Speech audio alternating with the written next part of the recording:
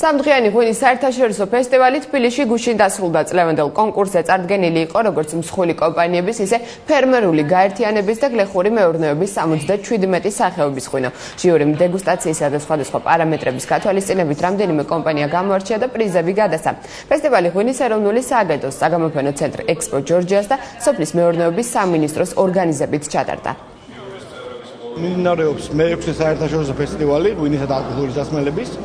მე ძალიან მოხარული ვარ, რომ ის უკვე ტრადიციად გადაიქცა და ყოველწლიურად იმართება. იცით, რომ ეს სექტორი არის უმნიშვნელოვანესი სექტორი ჩვენთვის, ჩვენი ქვეყნისთვის.